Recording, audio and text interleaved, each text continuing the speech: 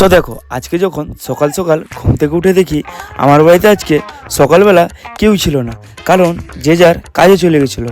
তাই আর কি brush Colgate নিয়ে আমি সোজা চললাম কলতলায় ব্রাশ করার জন্য। তারপর আর কি ব্রাশে কোলগেটটা লাগিয়ে আমি সোজা ব্রাশ করতে শুরু করি।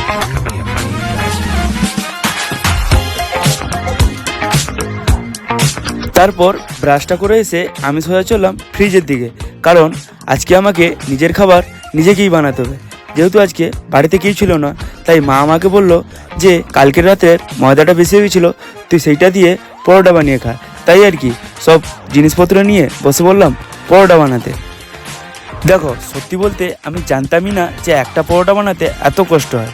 তারপর আর কি পরোটাটাকে কোনো রকম ভেজে আমি বসে বললাম খেতে। বাই দেবে আমি তো তখন নিজের হাতে পরোটা খাই। তোমরা এরকম মজার মিনি ব্লগের জন্য চ্যানেলটাকে সাবস্ক্রাইব করো। বাই।